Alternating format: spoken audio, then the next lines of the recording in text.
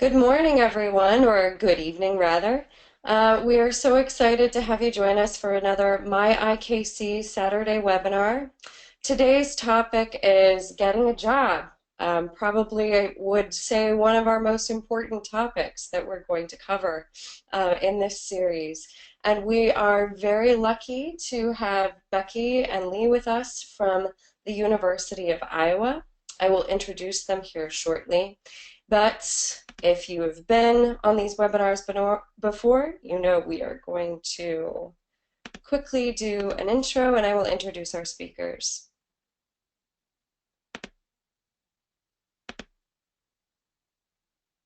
So this webinar is brought to you by GenNext Education and the International Knowledge Center. GenNext is a US-based company out of St. Paul, Minnesota, and the International Knowledge Center is located as a physical space in Bangalore. Why do we exist? We exist because there is simultaneously too much information out there and not enough.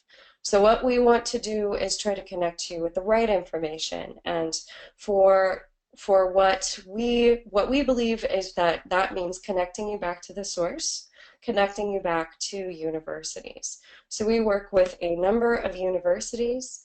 These are our partner institutions. We provide free advising to students and parents.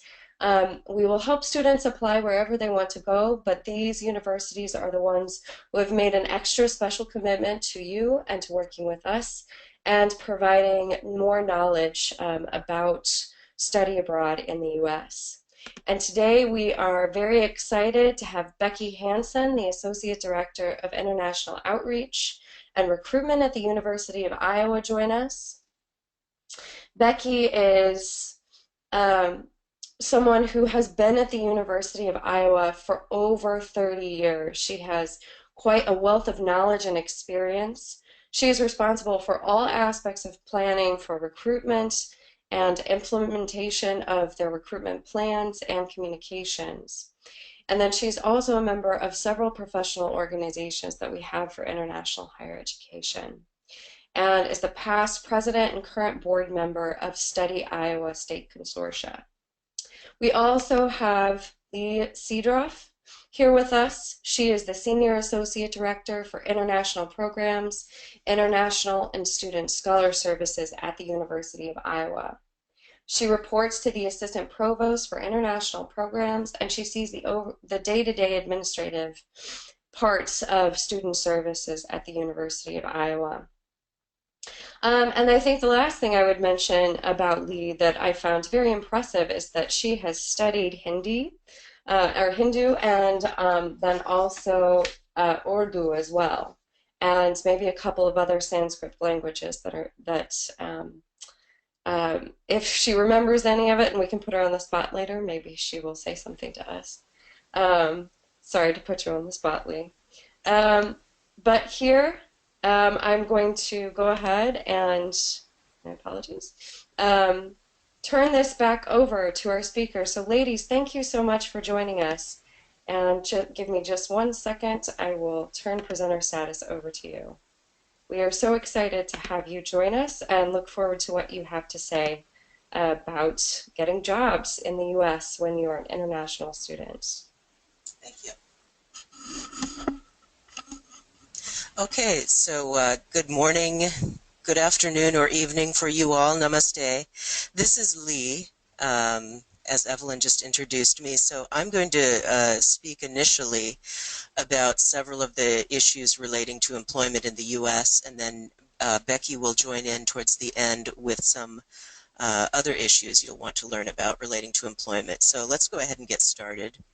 I'm going to try to move fairly quickly so that we leave enough time for questions, but the types of things I'm going to talk about this morning, just first of all, an initial overview of student visa employment regulations, a few statistics about international students both in the U.S. and on our own campus, how to do internships while you're still a student in your program of study, and then questions about ways you can work in the U.S. after you graduate.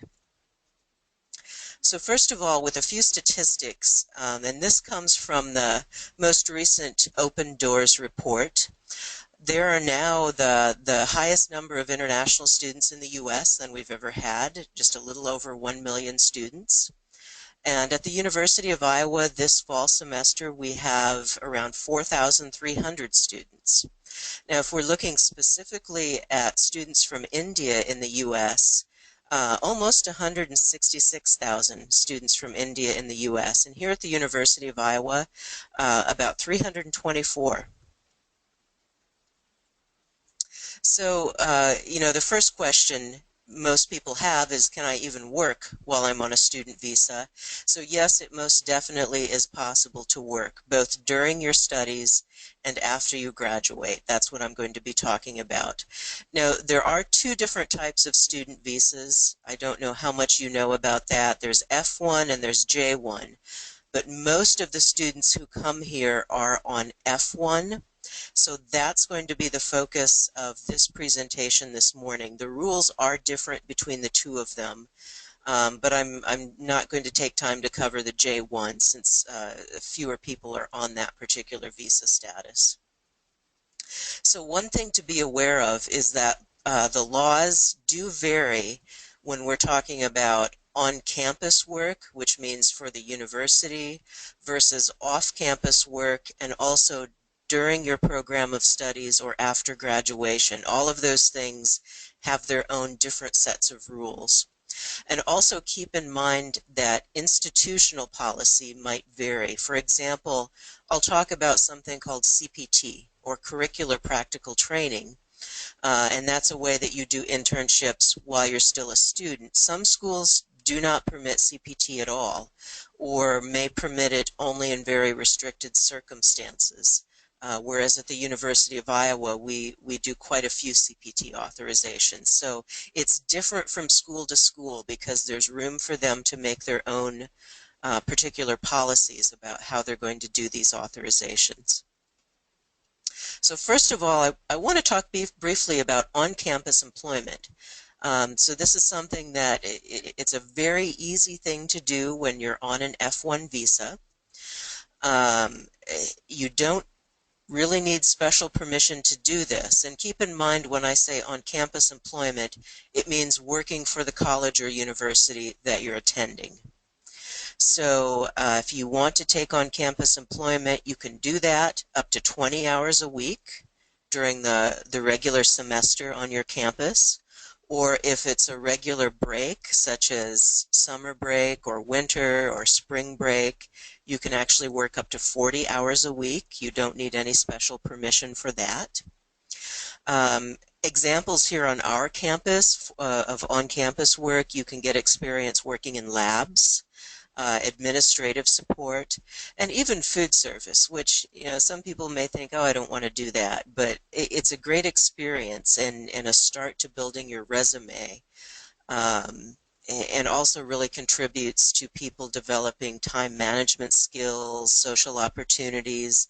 And we also have our own data with our own students that shows students who work on campus have higher grade point averages than other students who are not working, and this is specifically about international students. So it is a good experience to take advantage of, regardless of the type of work that you'd be doing.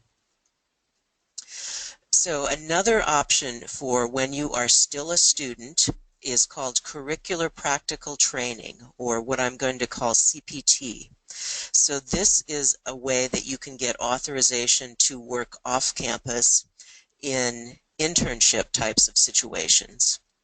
So a lot of students are disappointed to hear you can't do this right away during your first year of study. So you have to have been here for one full academic year before you can engage in CPT. So if you start in the fall semester, you go through the fall, then you go through the spring semester, and then once that's over, then you can take a CPT internship if you're ready to do that. And these are federal laws. This isn't anything the university has any flexibility about. But for CPT, the internships have to be related to the major area of study. So you can't take a job that really doesn't directly relate to what you're studying. And you must still be enrolled full-time while you're doing this, and there are different ways that can happen. A few years ago, the federal government also clarified that they require students to get credit for the internships. So we've got a procedure on our campus that makes that a very simple process, where you're registering and getting even 0 credit is considered credit. It's still a registration. But again, the procedures for doing this and whether someone is eligible, that does differ from one campus to another. CPT is something that's authorized by the International Student Office on a campus. So that makes it a pretty simple and fast process, fortunately. So anytime a University of Iowa student wants CPT, they come to my office and our advisors will grant them the authorization, and it just takes a couple days to get that done. And on our campus, we collaborate with what we call a career center, which is an office on campus that helps assist students in finding internships. And Becky's going to talk about that in a little more detail later. So just to give you an idea at a place like the University of Iowa, how many students engage in CPT. In the past year, we've had over 230 students doing curricular practical training internships. And those happen all over the place, not just in Iowa City or the state of Iowa, but just to give you some examples. In Iowa, we have people doing internships at places like Aegon, a financial services and insurance organization, at schools and colleges, at ACT, which is American College Testing, Whirlpool Corporation. We see a lot of engineering majors go to places like that. Many pharmacies, symphony orchestras for our music majors. So there's a wide variety of internships just in our immediate area. But outside of the state, then you see students doing internships with major corporations like Amazon, Apple, General Motors, PricewaterhouseCoopers is a big one, Siemens, Deloitte. We see placements with major universities across the U.S. and hospitals. So there's really a wide variety of opportunities available to people doing CPT. So CPT, again, was for when you're still involved in your program of study. But a lot of students really like to focus on what can I do after I graduate. So that's when we move into what we call optional practical training, or OPT. So OPT is something, and there are 2 different types of OPT, but the initial basic type of OPT gives you up to 12 months of post-graduation employment in the U.S. It has to be related to the degree that you just received. So if you get a bachelor's in public health, you can't really go off and be an English teacher, for example. The work has to relate to the degree that you just got from the university. And unlike CPT, which we approve in my office, these actually have to be approved by the Department of Homeland Security. So we help students apply for this, but then you end up mailing an application to Homeland Security. Of course, they do charge a fee. They're good at that. Right now, I think it's $380 for the application fee, and it's been that for a number of years. So I will say they have not increased that fee lately.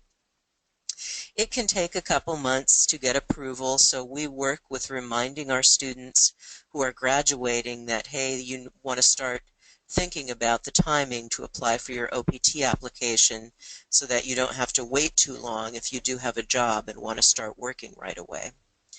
And students can stay in the U.S. even after graduation while they're waiting for the OPT to be approved.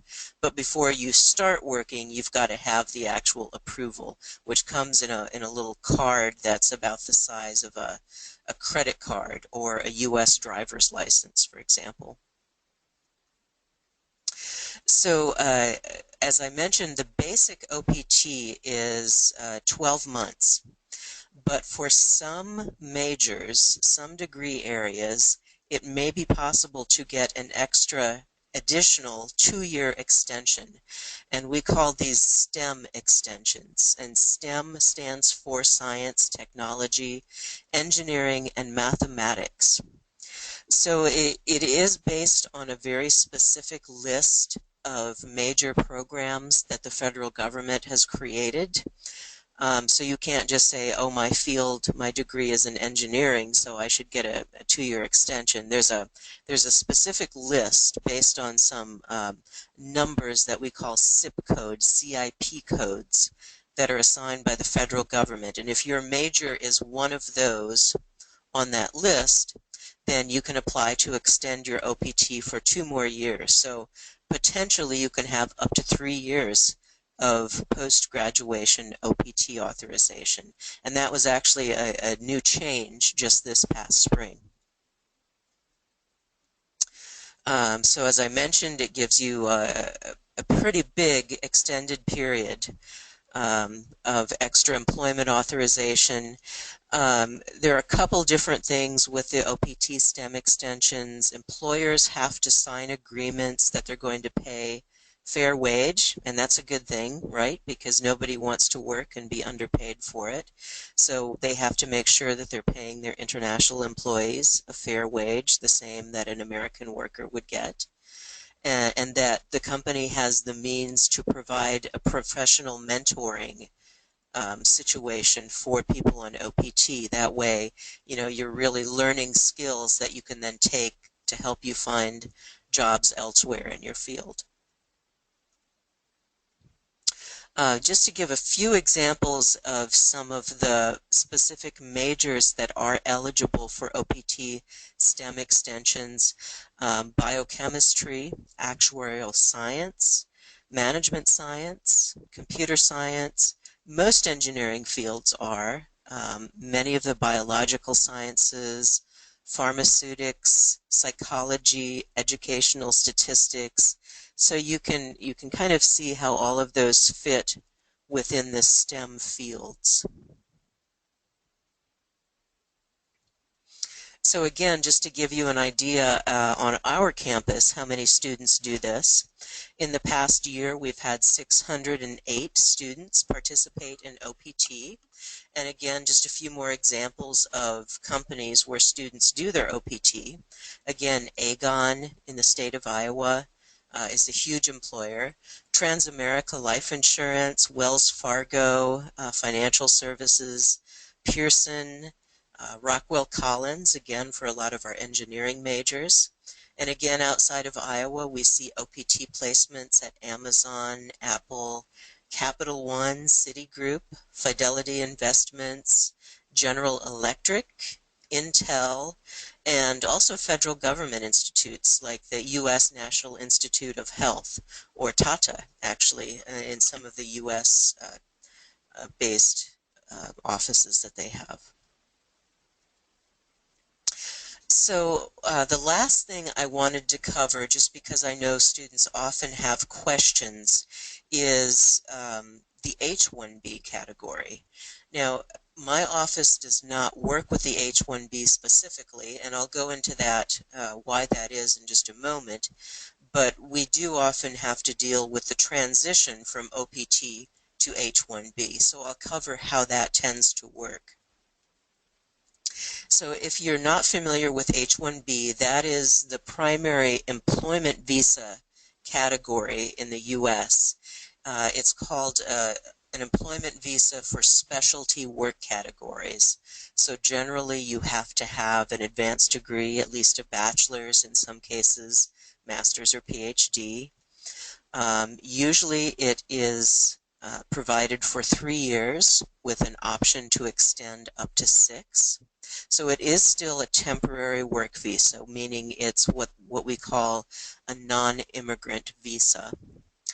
And it's something that your employer has to file on your behalf. They call it sponsoring you for the H-1B. It's not something that students can just go and directly apply for on their own. So you have to have an employer who's willing to do this for you. So many students do seek H-1B if their period of OPT employment with the employer went well and the employer would like to keep them, then often you will see the employer being willing to sponsor the student for the H-1B. So right now, and for a number of years in the U.S., the biggest issue with H-1B is that there are a limited number available, what we call a cap in the number of H-1Bs that you can get each year. So usually there are far more applications received than there are H-1Bs available. And off the top of my head, I don't recall. I want to say 60,000 has been the cap in recent years, with maybe an additional 20 or 25,000 available for people who have master's degree or higher. But the 60,000 base number would be for anyone with a bachelor's degree or higher.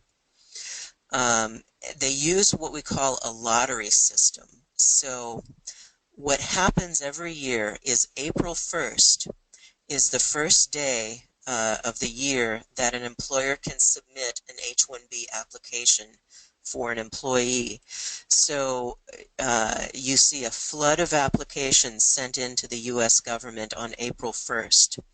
And what that means is often within a few days or a week or two, they receive so many applications that they reach that cap, that limit, very quickly. So if an employer is not submitting their application right away on April 1st, that can put the application at a disadvantage. And this is something that U.S. employers know very well. They understand this.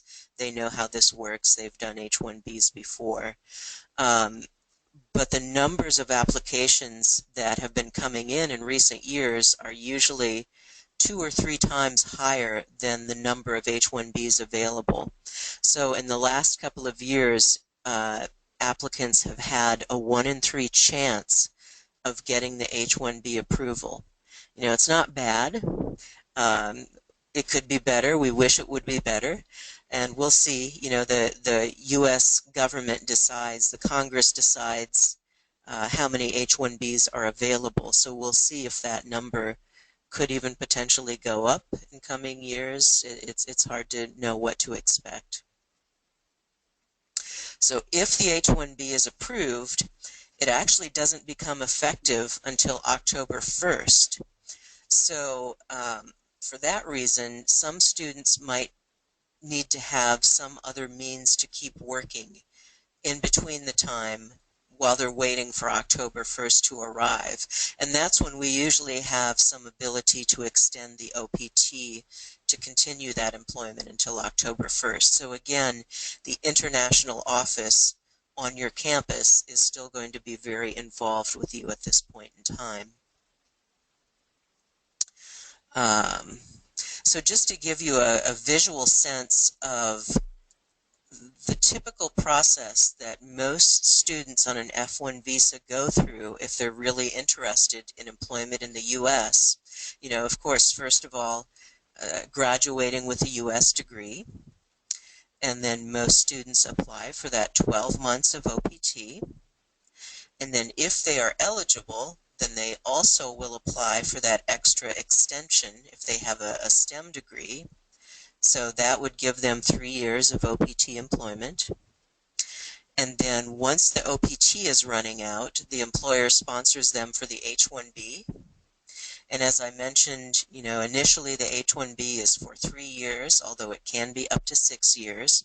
And then sometimes you will even see employers who are then willing to sponsor the employee for a green card. And I'm not going to be covering green cards because that's not an area that we work with, but this is the typical path that you see people progress through if someone really is interested in getting more employment experience for an extended length of time in the U.S.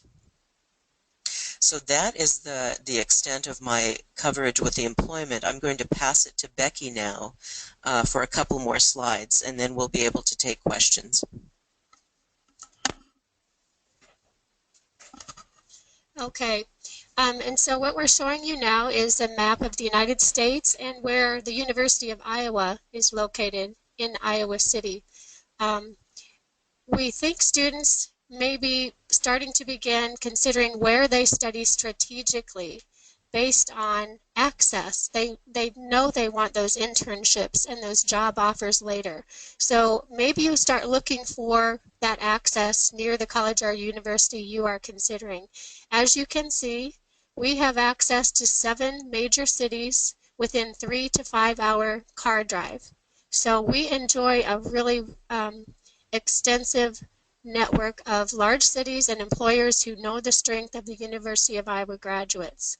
So again, access might be a strategic decision you make on considering where you'll study. Our Career Center has many tools for students to use. Again, wherever you're considering studying, these are meant to give you ideas of things to ask. Do you have a career center at this college or university? What assistance will I get from that career center? We have something called Hire a Hawk. It is a database that 3 different groups actually make use of. Students primarily log on here. Lee mentioned that part-time on-campus job. That is where you can search for the jobs that are available to you. Employers will register free to post their positions, and you can actually schedule interviews with employers from this site. And finally, the third group is that as an alumni, when you graduate, you can register here, upload your resume, and again continue to do search for jobs and internships. We offer peer advising. Again, ask on the college or university you are considering if they have a thing like this. Many students are really comfortable getting advice from their peers who have done this very thing already. They will look over your resumes, offer you advice. They'll assist you with using the tools on our Hire a Hawk or other Career Center sites. They can really direct you to the resources and help you explore your occupations. Career fairs. The University of Iowa, again, that radius, that access we have to 5, 6, 7 larger cities all around us. We offer 5 large job fairs, so we don't just send our students on their own to find these. We bring employers to campus. So again, that might be a very important question you ask. Is this something offered at the college or university? Job search tutoring. We offer the assistance. They'll do mock interviews, check over your resumes with you, offer critiques, make sure you're using the right power verbs, action words. Sometimes systems will go through resumes and narrow the search based on those power verbs or words. Do they appear? Do they not appear? Take advantage of those practice mock interviews. They really help you prepare for the big day and help you stand out among the other applicants.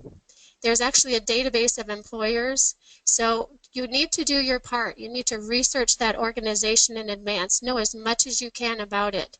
That will help you tailor your resume, but also have you practice the right questions. Employers really want to see that you've done that research and you're knowledgeable about the company in advance. So we even offer some international job search resources.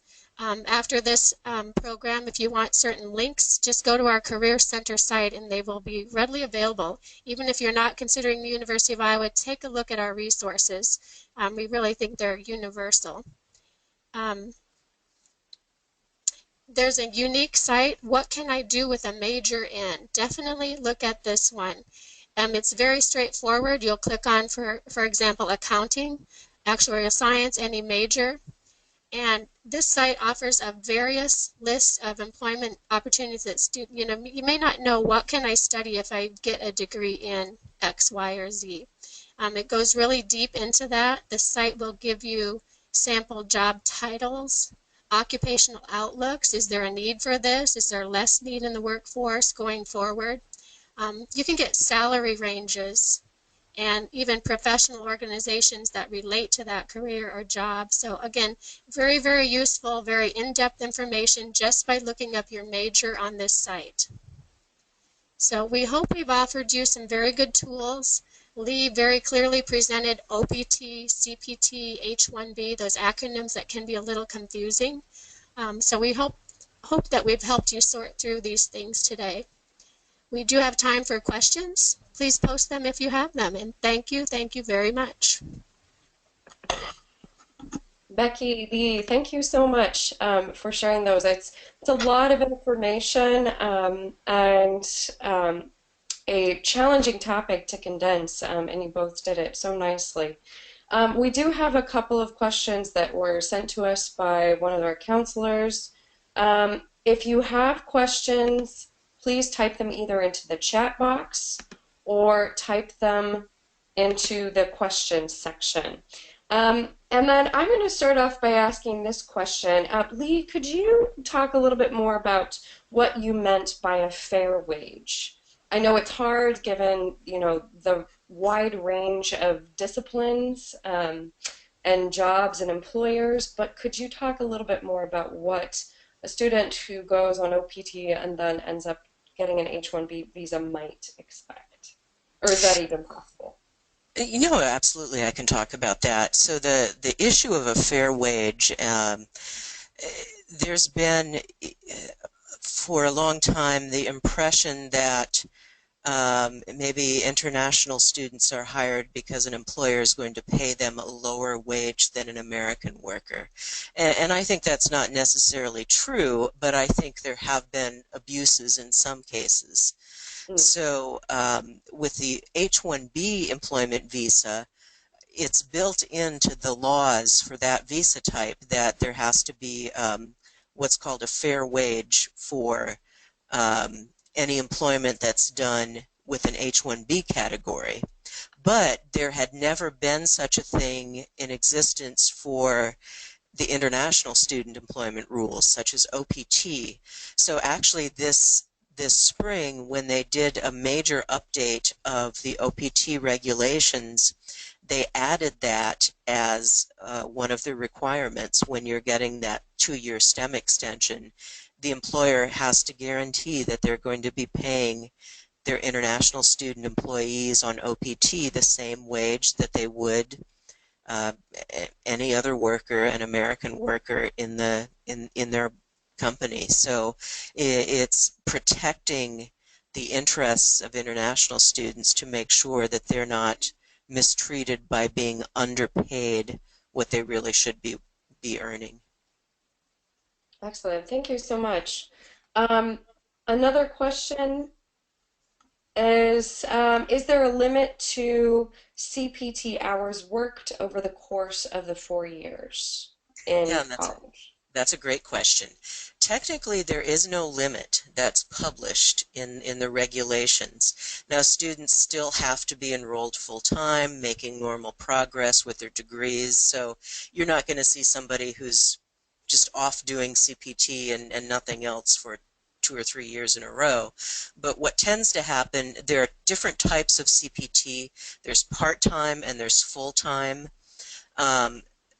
The one thing students want to watch out for is if they do 12 months of full-time CPT, and full-time actually means anything more than 20 hours a week.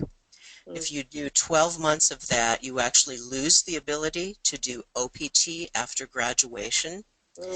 So most students want to do OPT, and realistically, CPT tends to be something that students are either doing part-time while they're still taking classes locally, or they might do it over the summer break, and that's when you go to other locations, or in some limited cases it can happen during the fall and spring semester as well. But you tend to see 1 or 2 semesters of full-time CPT so that it does not end up impacting the OPT, and that's something that my office helps students keep track of. Wonderful. Just to switch things up, Becky, I'm going to put this question to you. Can you talk a little bit about the career services in terms of statistics that they keep on jobs? Does the University of Iowa, for instance, track where their graduates are going to school, and is that information available to prospective students? They certainly do track. They track to the ability that the student stays in touch with us, however. Mm. We need to make sure students register themselves with our alumni association so that they can reach students and do those surveys even 5 years out. Hey, where are you working now? They do post their percentages of job placement rates by college. For example, there's an across-the-board 92% job placement within 6 months. Actually, that's job or graduate school within 6 months of graduation. By college, it is different. Engineering, I think, is 97. So they do collect statistics, but it also depends on to the degree the student stays in touch with us. And we do lots of outreach, lots of ways to help them stay in touch with us.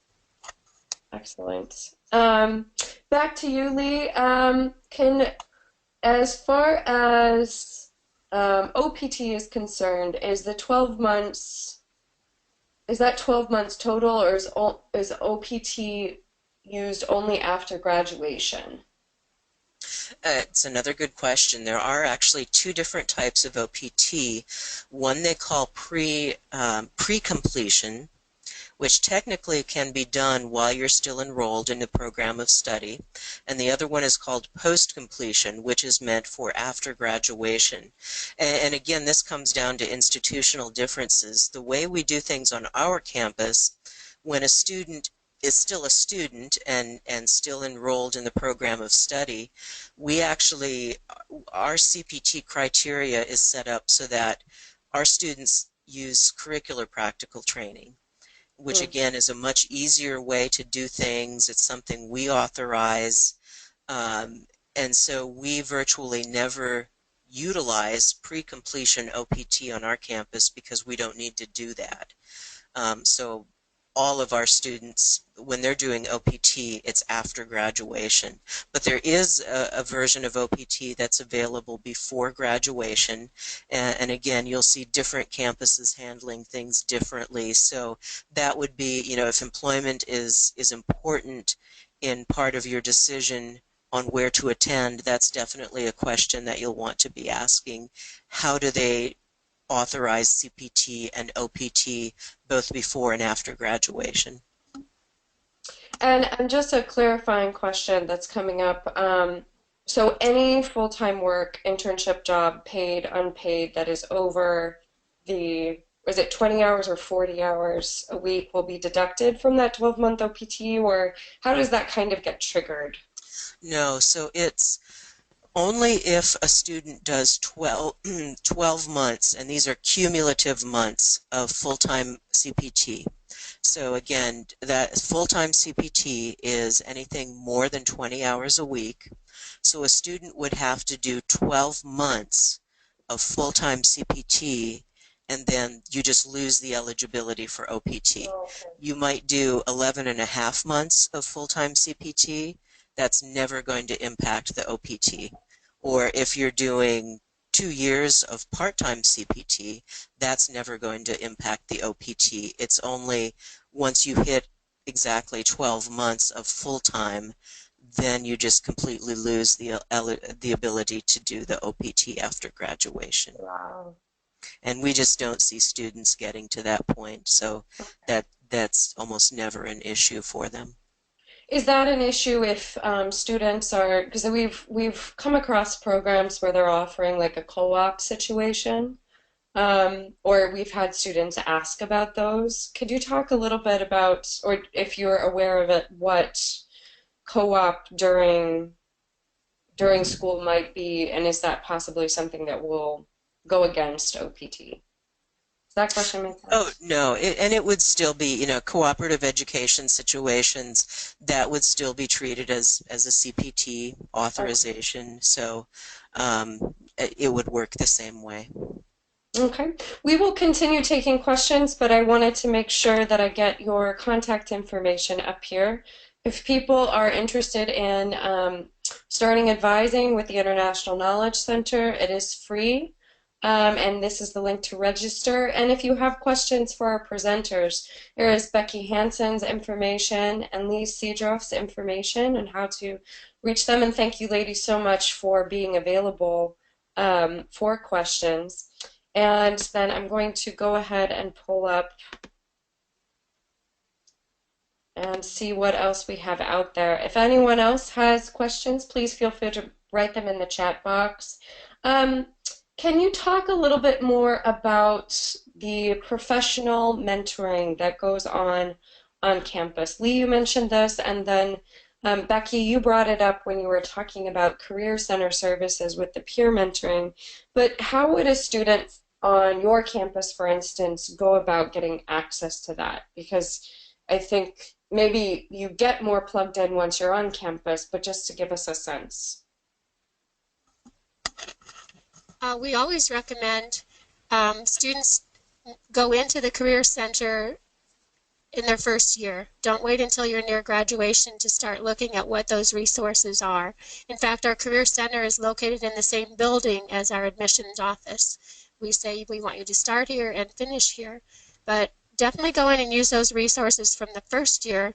They have really good knowledge. They actually surveyed the companies to find out what experiences do companies look for when they hire, and so we want to advise students to build those opportunities, do a study abroad, do one of the student organizations, be involved on campus so that you're building those things that the companies have told us they are looking for.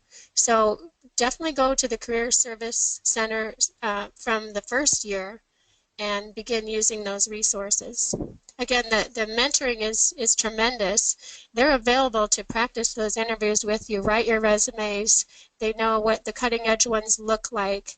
A lot of this is up to the student. The resources are here, but the students also need to put themselves out there, become involved students, make use of those services. Absolutely. Lee, anything to add on that point? Just outside of the Career Center context, I would say the approachability of the professors, the faculty, can also be extremely helpful as mentors in the job search process. And, on our campus, and it's this way at most campuses, the faculty are very approachable. They have office hours available outside of the class. We always encourage students to be very involved, going to their professors' office hours and talking to them not just about the academic work you're doing for class, but what suggestions they have for job searches in the field, or what to expect when interviewing for jobs in their particular field, because the professors are also very knowledgeable about things like that. Absolutely. And I think that's a topic that we'll get into more in depth actually next Saturday when Adam Parker, also with the University of Iowa, will talk to us about inside versus outside the classroom experience. We'll probably end here in a few minutes, but we have a couple more questions. One would be, are there more internship opportunities for certain majors than others? And I know that's a tricky question because we want to treat every discipline equally, but in your experience, what have you seen? We see most of our students who want to find an internship are able to do it. I think some could lend themselves more easily to internships that are here in the local area, or, if you think of the map that Becky showed a few minutes ago, in the vicinity of Iowa City in the state of Iowa, and other things, you might have to go outside of our area, which could be done over the summer session. For example, students who are very interested in politics or policy issues. There are a set of internship. There's an internship program in Washington, D.C. that's very popular with University of Iowa students. So if you don't feel constrained by location, and if you have the flexibility where you're willing to, you know, either look at what's available here during the academic session or during the breaks like the summer break, willing to go to other locations to find internships in your area of interest, then I don't see people having difficulty finding what they're looking for. Okay. And one more question back to H-1B visas. I think students are often surprised just by how many resources the campus provides to them before they graduate, on like having immigration attorneys come to campus and talk about, you know, their H-1B options, what that process looks like. So can you talk a little bit about what that looks like on your campus? Yeah, and actually we partner with our Career Center to offer a career series every year, every semester. We cover things like the resume writing, job interviews, and just like you mentioned, we do have attorneys come to campus to talk about the H-1B process. I do presentations to different colleges or departments when they have students interested in you know, thinking ahead to, you know, what it means to do the OPT, and then later on, you know, just think about what they need to do if they want to move towards the H-1B, sending out reminders. You know, we know who's getting close to the end of their program of study, sending them information. So we try to hit it at several levels like that to keep it fresh in the front of the mind of students who are getting close to completing their programs of study. Excellent. Anything else to add, Becky, about the services that are offered on your campus for students, either through your office or the Career Center? You've already covered quite a few of those, but any last thoughts on that? Really, it's just more an advice to wherever you're considering studying. Um, yes, they might have your major, they might be highly ranked, but are they going to really help you with these things that we've discussed today? So do your research, ask a lot of questions, and then you'll make a good match that way. Excellent. Finally, as we are ending, thank you everyone for joining us. Want to draw to your attention that next week's webinar, again at 7 p.m. and Indian Standard Time, will be inside and outside the classroom experience. Our presenter is Adam Parker, also with the University of Iowa.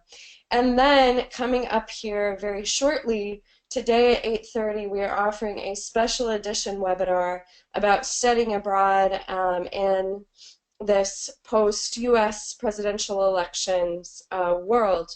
If you are interested in joining us for that, if you have not registered already, here is the registration link. I have added it to the chat box.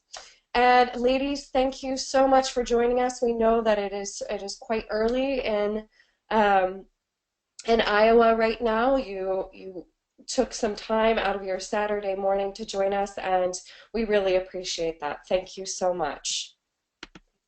Thank you very much. All right, everyone, thank you for joining us, and we will see you next week.